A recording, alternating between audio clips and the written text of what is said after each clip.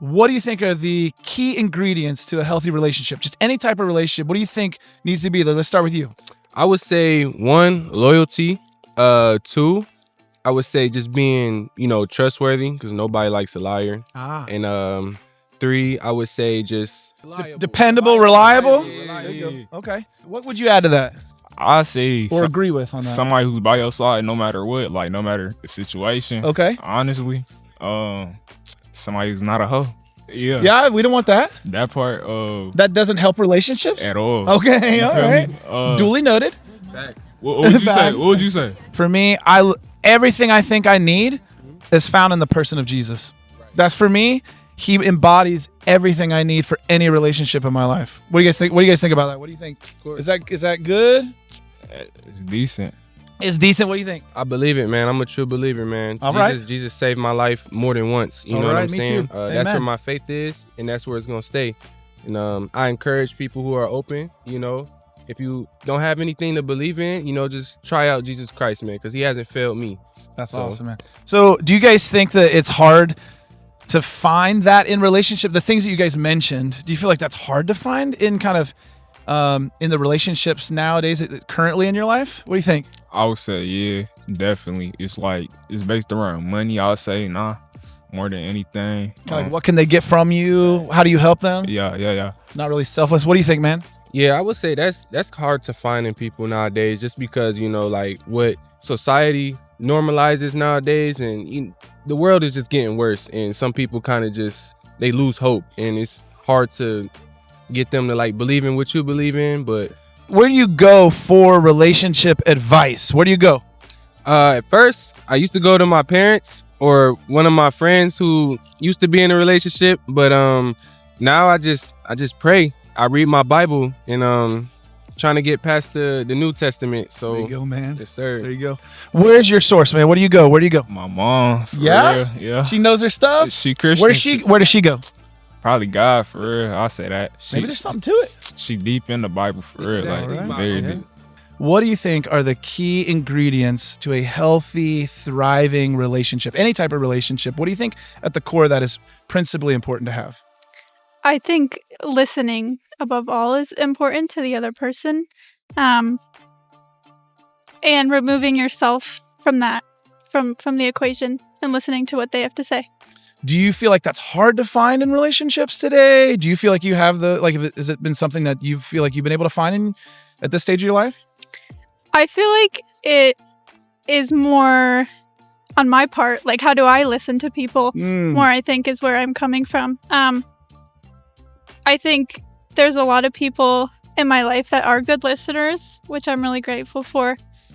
And I think I'm learning myself to be the good listener. What would be the type of top sources that you would go to help you grow in having healthy relationships? What's kind of the source of teaching and truth for you on that? I think books, maybe, but I guess going to relationships that I do feel like are positive already and learning from those. What do you think are the key ingredients to a healthy, vibrant relationship? I think trust is one of them. That's very key. I also think that empathy is one that's very, very key. Just being able to put yourself in the other person's shoes and kind of see it from their side. Because I think that would avoids a lot of misunderstandings and arguments. Do you feel like that's hard to find nowadays?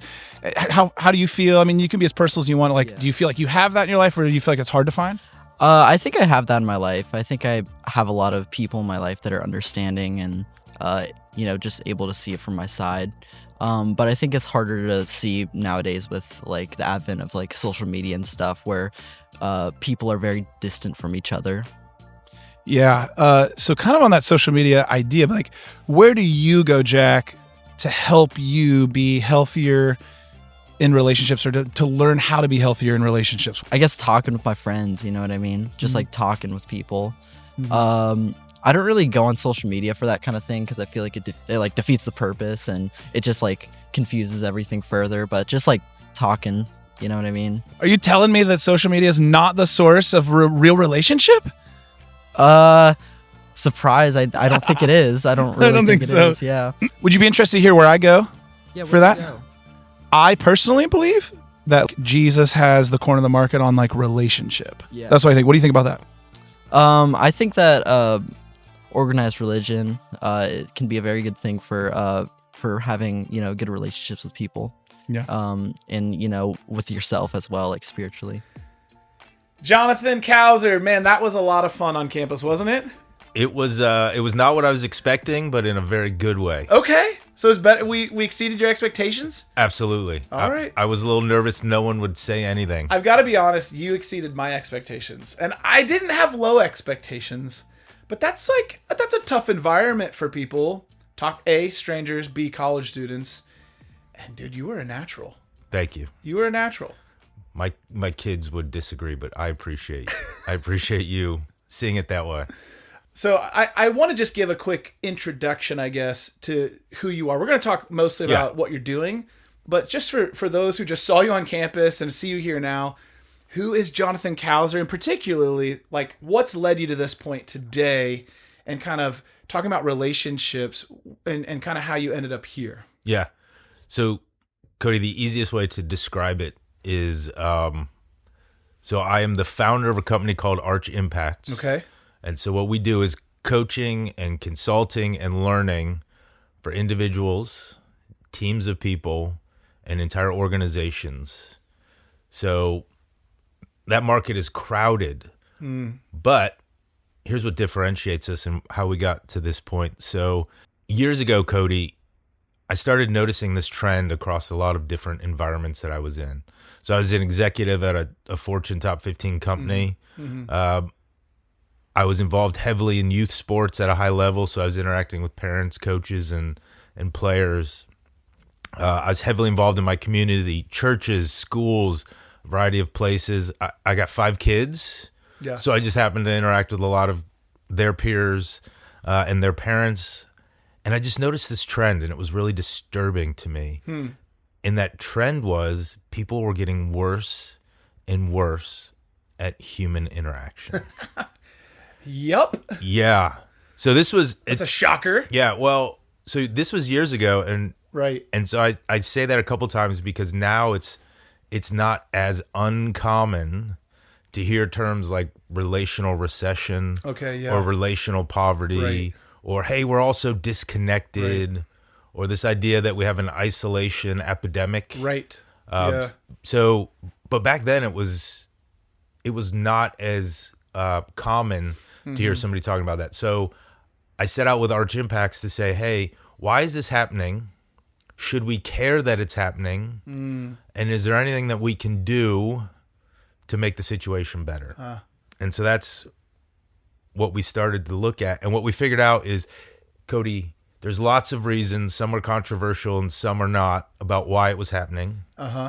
It matters tremendously, right? So if you're an individual, it matters to you because, as we now know, thanks to Harvard's longitudinal study, healthy relationships are one of the keys, if not the biggest key, to health and long-term happiness. Right. Yeah.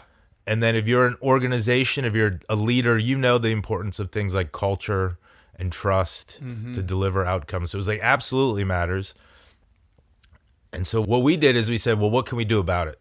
Yep. And so what we developed was what we call genuine relationships. Okay. Yep. It's our own framework, Yeah. and genuine's an acronym, and it stands for the 7 principles that all great relationships and all people that are great at relationships share. So those principles might show up slightly different depending on environment or personality, but all 7 are present all the time. So that's what we do. Man, that's fantastic. Now I'm going to dive into genuine and the traits and the acronym of that. One more set of kind of foundational question for people who are listening. How, in the midst of all of that story, which you told very well to kind of help us understand, we've experienced it. It's like, yep, that's been our experience. How did your faith personally really inform, now you're taking action in it? You're not just observing it kind of experientially around you, but you're saying something needs to happen, and how you kind of got to these traits, which you'll explain kind of what they are, but how did your faith kind of bring you to that point and really kind of forming up Genuine? Yeah, sure. So that's a 2-part question. So I'll Yeah. give you a 2-part answer. There we go. I like it. Make it 3. I don't care. Whatever. Bonus. So the first part. So how does faith plan? So I mentioned I've got 5 kids. Yeah. I did not mention, but I've also been married for 21 years There you go. to the same wonderful wife. To your first wife. To my first wife. Yeah. My only wife, my forever That's right. wife. That's when right. You watch. That's right. But the reason I bring that forward is that when we got to dating and decided to get married, we said, hey, we both grew up in difficult family situations, various levels of difficulty.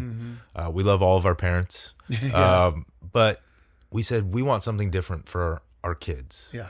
And so we explored what does different look like, what could be the source of difference. And at the end of the day, we said, let's give this Jesus guy a try. And it turns out that worked out really well for us as a couple, for us as individuals.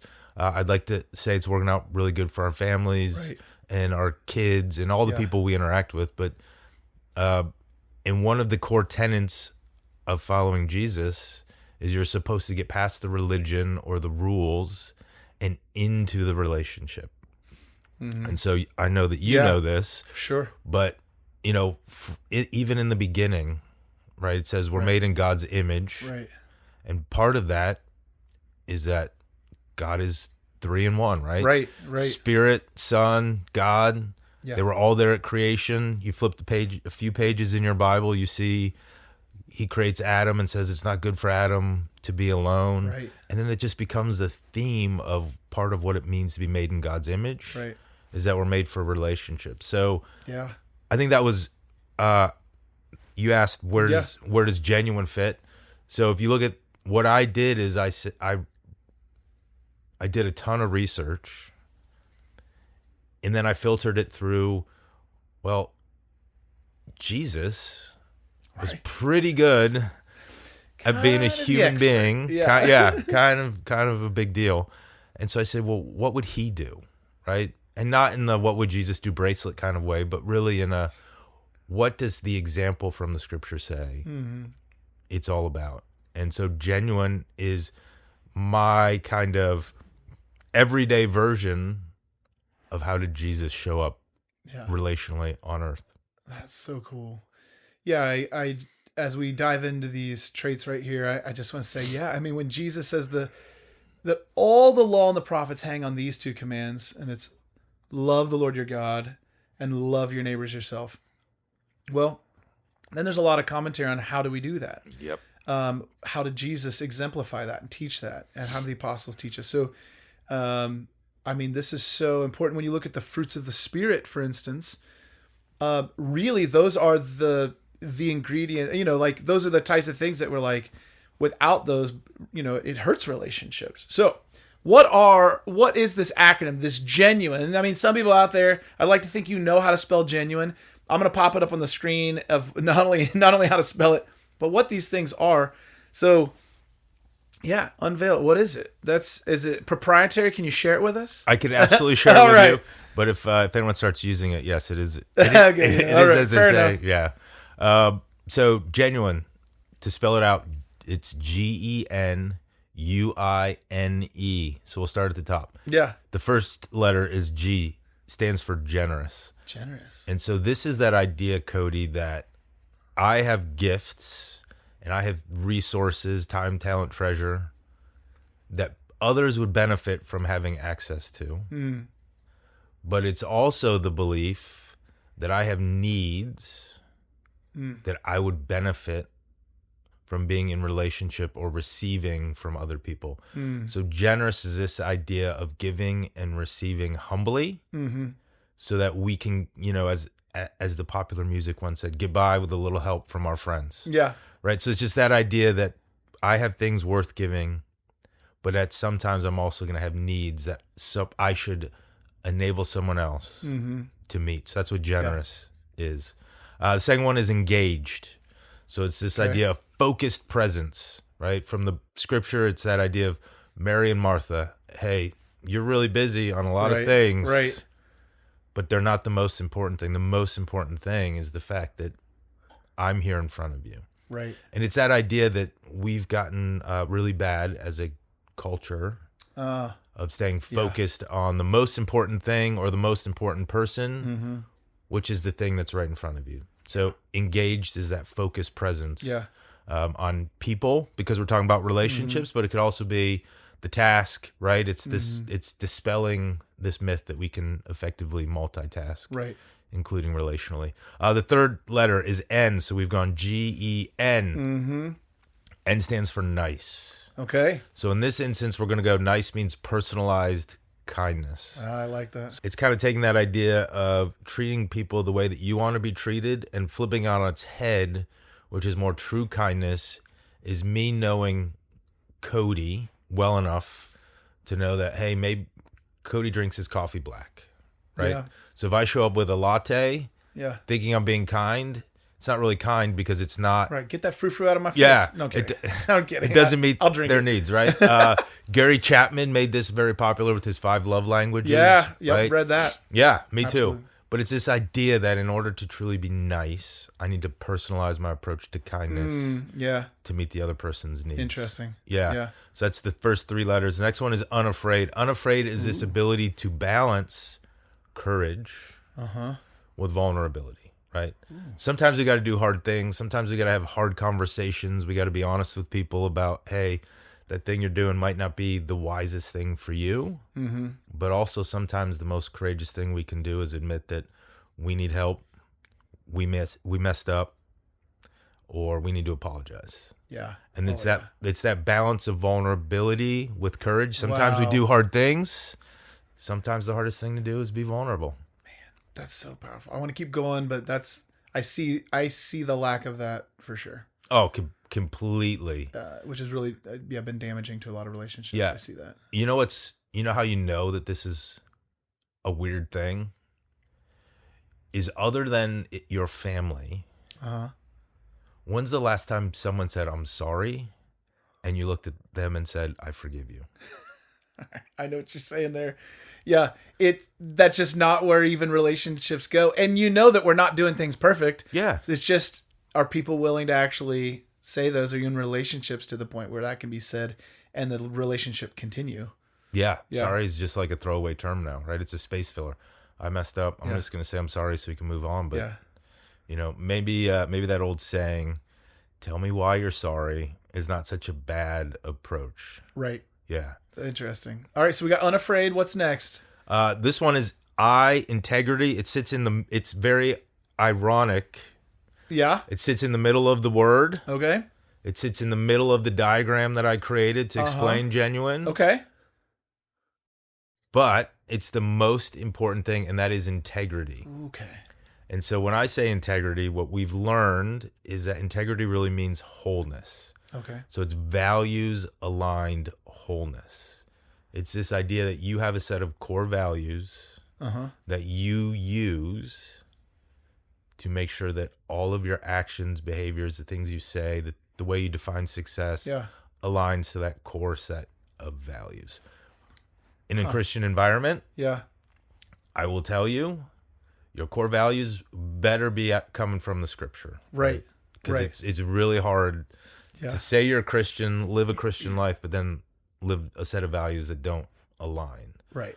And this is when I was actually doing a workshop just a couple of days ago, and I was in the integrity model with this business, and we're talking about values alignment for their business and personal values and how those ladder up. And somebody stopped me and was like, I just want to admit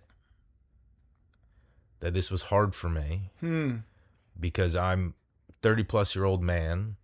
I'm married. I have kids. And never in my life have I established a set of core values. Interesting. Yeah. And so I think that's a lot of people's story. There's no anchor, no foundation. Yeah. Just kind of making it up as you go almost. Yep. And no consistency. Yeah, that'd be tough in a relationship with someone who just, you never kind of know what you're going to get, or can you trust? I think it'd break down a lot of trust too. So I think about when I hear the word consistency or integrity, I think about consistency. Yep. And the phrase I've always heard is, that you're the same person two people that you are behind closed doors, or the same person on a Sunday morning that you are at the workplace or on a Friday night. There's all different ways I've kind of heard it. Is that align with kind of your definition? 100%. So it's Okay. this idea that you're the same person no matter who you're with, where you're at, or what you're doing. I like that. Yeah. Yeah. Okay. And this one's really hard for people because like I said, a lot of people don't think about it, Yeah. but everything else that you do stems from either alignment, which feels good, Yeah. or misalignment, which feels bad. But if you haven't established values or don't think of it as important, Right. you're going to go through a lot of other options trying to fix something before you realize my values are misaligned. Yeah. All right, so the last two, the second N and the second E. So the second N is non-judgmental. Okay. And this is not about permissiveness. Right. This is about not getting stuck with your perception of someone based on their worst moment or one interaction. It's about curiosity about, hey, where have you been? Yeah. What got you to here? Right. Where are you trying to get? Yeah. And it's just that kind of curiosity about people. Yeah. It breaks down so many barriers, right? It helps you see the person inside the person. Right. It takes away the label. It takes away all of the things that get us caught in thinking a certain way about somebody. And instead just gets us very interested in the person. Wow. So what's that last E? Last E, this is the one that I'm most uncomfortable with because it's about empathy. Okay. All right. So You're saying empathy matters to relationships? What are you saying, man? No kidding. How dare you? But no, it's super important. The reason I say it's the hardest for me is I hate to be cliche, but because I'm a guy who grew up People were wondering, but carry on. in Okay. a certain situation, right? And so I grew up believing in the big four, right? I was either happy, sad, angry, or fine, right? We've now added a fifth for a lot of people, which is anxious. Oh, interesting. Yeah. But it's just like, so empathy isn't just emotional intelligence, but it's my ability to sit with you in how you're feeling without needing to fix you or the situation. But it's also about me recognizing how I show up emotionally so that I can make more informed decisions about, I'm anxious. What does that really mean? Yeah. Right? Because if I'm anxious about a big deliverable at work, the things I'm going to do to fix that are different than if I'm anxious because my kid's about to go do something and I really want them to do it well. Right. Right? Right. Both can feel anxious. Right. But if all I just do is describe it as anxious, it's not going to do me any good. Yeah. So that's those are the 7. That's awesome. All right. Let's pick on one because all these matter. Okay. But let's put it to the test. And like, hey, let's say you're nailing all of them, nailing like generally, but you really lack, say, unafraid. Okay.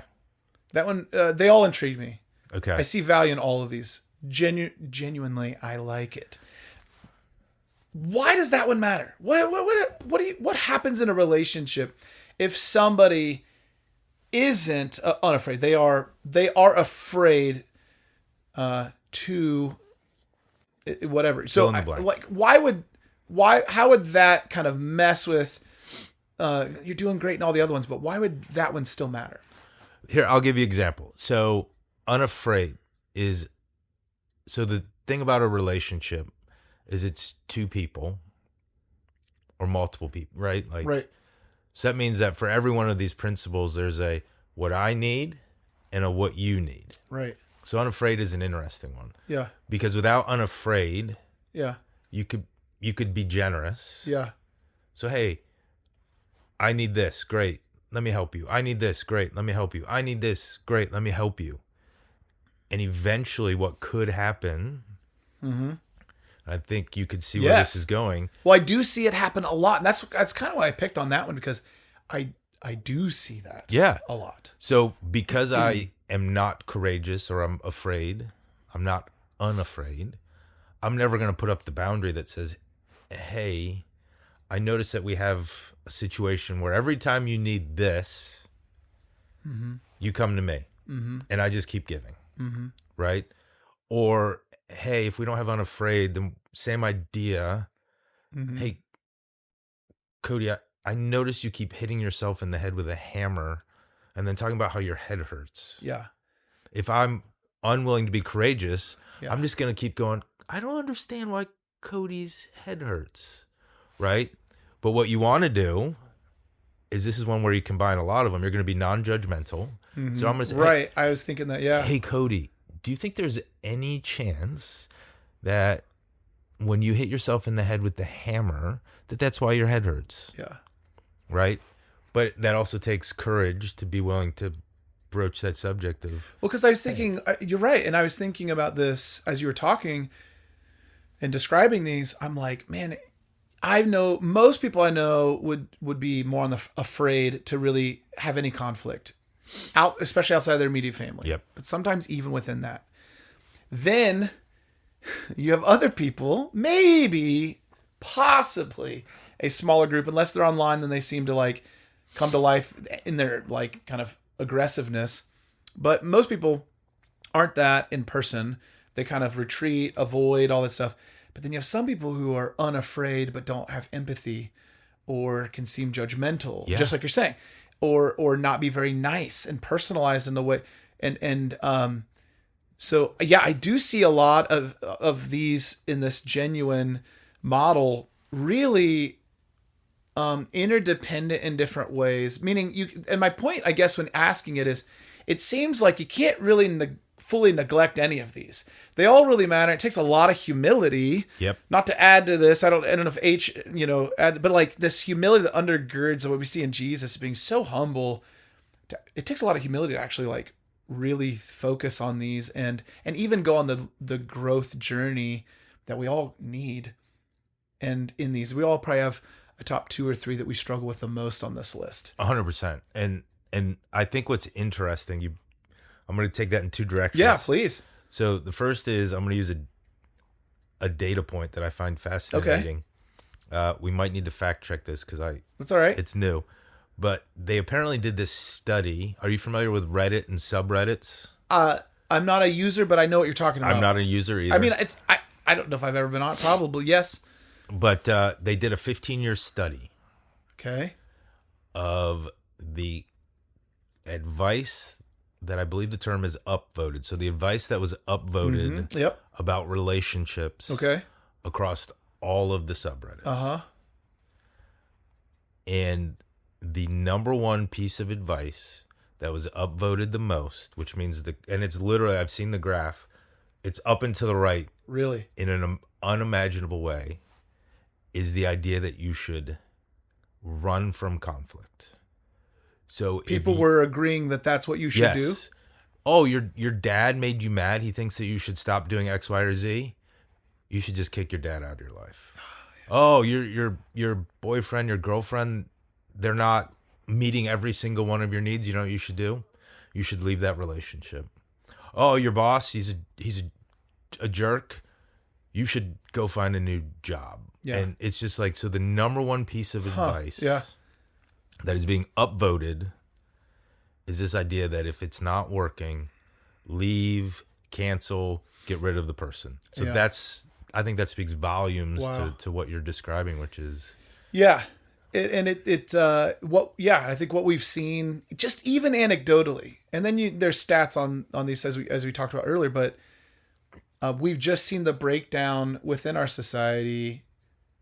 Primarily this lack of humanizing and relationship go down as the digital age has gone up. And I think even in part 2 here, if you haven't caught on yet, this is a part 1 and part 2 discussion, because you've even taken it further and kind of trying to meet people where the world has kind of grabbed them, trained them the way we kind of operate now in the digital space. We're going to talk about the tool that you are, using and creating and have created called Gene, which we'll dive into. And you're going to hear us on campus again talking to students about that tool and really thinking about the difference here. We need retrained. And I think back to genuine here, I think what you're doing is really like, would you agree with the statement that a lot of us by and large in society have lost the art, maybe not in all characters for each person, but a lot of these we've really gotten rusty, or you don't use it, you lose it.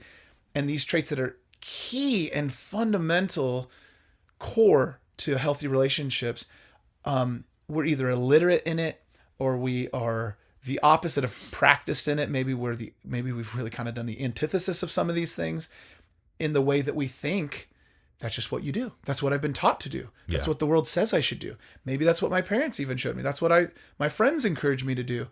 And really we realize it's not working, and it's not Jesus's way. And so yeah, I mean, when you think about people retraining, kind of renewing their mind in the ways of Jesus, what does it really take to see progress? Not just know these things, but really practice. What are the things that are really helpful for people to like live into that personally, or within their work, business culture, or in their family? Yeah. Like, what ultimately are the things that really going to help people grow in things that are like, I agree with you, Jonathan. I feel helpless to do anything. What do people need to do? Yeah. So I wish there were an easy answer. Sure. A one-part answer. I know, I like this. You're right, though. And I want you to unpack that. But like, easy isn't always meaningful. Yeah. Helpful. Yeah. So most meaningful, helpful things are not easy things and aren't overnight processes. Yeah.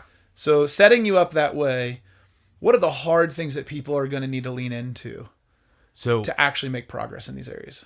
I think I mentioned probably not enough, but I'll say it. Like, genuine it's based on Jesus. Yep. But it's also exceptionally well researched. Yeah. So like because Jesus knows what he's talking about. Yeah. So I think there's this idea of like science has started to show us humanity 2.0. Right. And I'm like, no, science has finally caught up to a point where it can prove to us that the things we've always known to be true are factual. Yeah. Right. So the reason I bring that up is there's research from a guy named the Gottman Institute. Maybe people have heard of that. Okay. But it's about relationships. And Gottman has this great idea. It's a good repair is often better than having never made the mistake in the first place. Ooh, interesting. So a lot more learning opportunities, isn't there? Yeah. So the point, though, is that a lot of people, and when we talk about the tools, we'll talk about why the tools that they use are misguiding them in this direction. But a lot of people, they're like, I will wait for the perfect moment or the perfect statement or till I'm completely comfortable with the thing that I'm going to do before I do it. Mm-hmm. Right? Gottman would say, the research would say, brain science and the brain chemicals that are released when you interact relationally would say, just do something. Yeah. Right? Just try. Even if it doesn't go well, be unafraid, apologize. Mm-hmm. Right? If it goes great, put that in your toolbox of, I should try that again. Yeah. Right? So one of the things you absolutely, positively, without any doubt, must do to get better at relationships is interact with other people. Yeah. You got to actually, you got to actually try it out. You got to have people that you're trying this out with. And I think that one's really important because technology is agnostic. Right. But technology is very powerful. Yeah. And so I don't know if you've noticed, I've noticed corporate environments, family dinners in restaurants, walking around the streets of a city, moments that used to happen organically, which is you catch a stranger's eye and you share a few words, you share an interaction. Those have really gone away, right? Because we're all staring at our phones being personally entertained. So those opportunities to practice organically have really gone down. So it's really important to be intentional about those moments. Yeah. So that's one thing. Yeah. 2, the language you use is really important. So once again, I don't want to jump too far into episode 2, but there's this trend now to apply human language to machines. Right? Like you're going to lead a team of AI agents in the future. Right? You're going to have AI teammates in the future. And that's such casual language that you think it doesn't, like, what could that possibly do? But when you start to mislabel things, the psychology of your brain is you have expectations of what you should be getting from that thing. Well, like, listen, I mean, absolutely, the digital spaces in all of its glory have clearly affected the way that we engage or don't engage real relationships, genuine relationships. So I just think you're right. And I think that we desperately need this. And as we head into this, whatever is in front of us in the AI world that's going to catapult us into the next phase of this digital space, like you said, with these agents and all these different things that are designed to try and mimic or think like or talk like humans, and it's encouraged that it's easier to just talk to them than to actually engage reality with people. I mean, these principles have always mattered. They're timeless. They're from the Lord. 100%. But the desperate need for them, because they're not being modeled or taught in a lot of things that we're interacting with. That's not what's being promoted. Our attention span's really low. It's centered on us. And not the people around. We have a very low threshold for like real human conflict beyond online, beyond entertainment conflict, like actual conflict. We just want to pull away. And like, we need this. And I pray that those of you listening will take this seriously and really take inventory and really like look through this list that you see on the screen and actually like pray to the Lord through it. Like really think like, Lord, how am I doing? Examining your heart, examining your relationships, and say, what are the top 3 things that I really need to lean into? Obviously, Jonathan's happy to help. Yeah. I'm happy to encourage you in this, but like starts by just being growing in your self-awareness of like, where am I dropping the ball? I wasn't even thinking about this one or that one. Or man, if I'm honest, this one's done a lot of damage in my relationships, or I've seen this do a lot of damage to me in the way other people are. And I don't want to perpetuate that. And the ways that I've engaged that I don't think are actually from the Spirit of God and His truth in the Word of God and His example through the person of Jesus. Man, like, because we need it. And I believe as believers, we need to not only do this in honor of the Lord, starting, yes, there, but honestly, as a witness, like the world, they're going to know that Jesus is our Savior by the way that we love one another. Yeah. And love is like this, the big kind of, it holds all of it in this, like, how do you love? Love is patient, love is kindness, all these things, right? So, if we're going to continue to show the world who Jesus is by the way we love one another, then we better be able to love one another in these genuine type trait ways. Otherwise, I think it's going to be lacking in significant ways. And I think in this digital world, where there's counterfeit relationships, these things are not real relationships.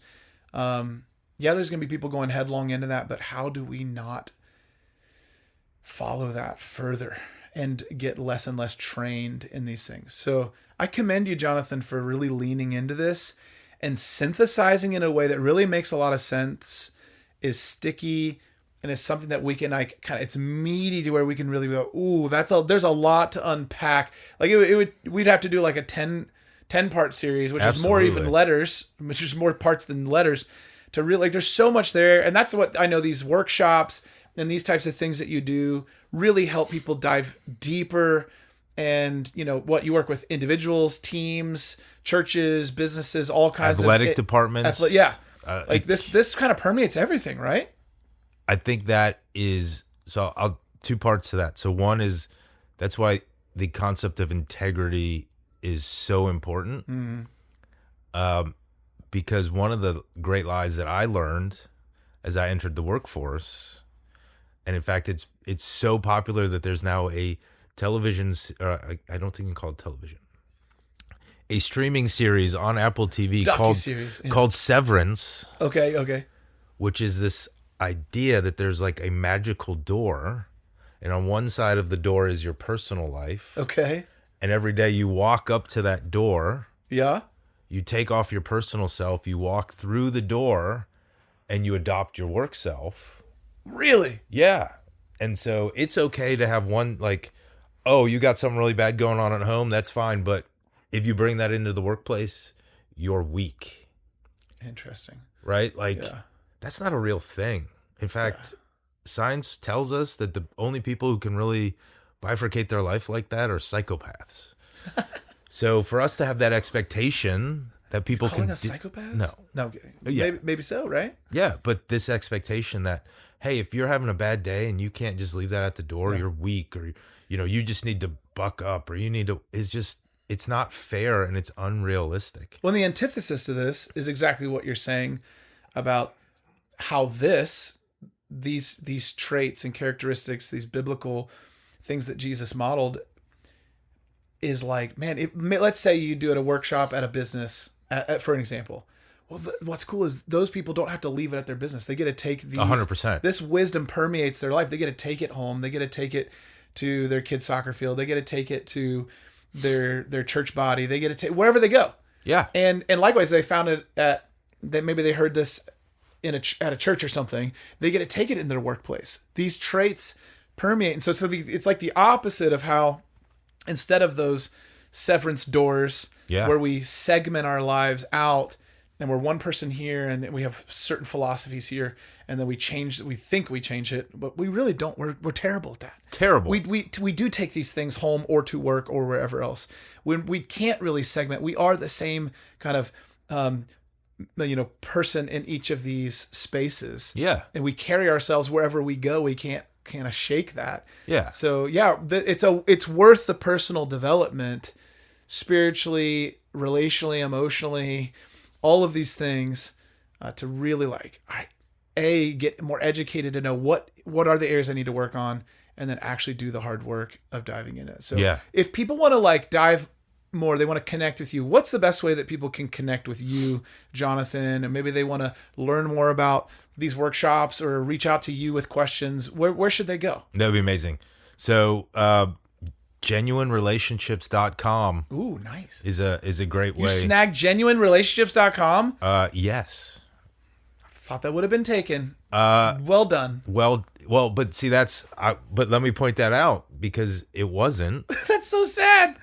Oh my gosh, that's awesome. And if we think about our time on campus, right? Yeah. When we talked to people, hey, we want to talk to you about relationships, their very first question, every single one of them, was, what do you mean? What do you mean? Right? You mean like by romance? Right. It was a lot of are you talking about romantic relationships? Yeah. That was where most people's minds went. We're like, no. Yeah. But it's like, no, like relationships are this broad term of any time you interact with another human being. And so genuinerelationships.com, we talk about what does that look like. Yeah. I'm really excited. I will announce here, I have a book. Ooh. Yes. Nice. What's it called? The Genuine Advantage. Oh, I like that. That's It's nice. it's a leadership fable that talks about a young professional named Daniel, Okay. who encounters a mentor, and the mentor helps him understand that, hey, the reason that your life doesn't feel the way that you thought that it should, even though you're tremendously successful, is that you've stopped trying to invest in and build relationships. Yeah. And so he uses this metaphor about genuine as the 7 batons. Okay. And the idea is to learn to run the race of life as a relay instead of a solo sprint. So Nice. if you go to genuinerelationships.com, you'll connect with me. I look forward to helping people, because the reality is, if I can do one more shameless plug for wanting people to really do this, I think it's very important to get out and just try. Yeah. Non-judgment in terms of curiosity is something we all are getting really, really, really bad at. Because the world around us is being more and more designed to give us just what we want.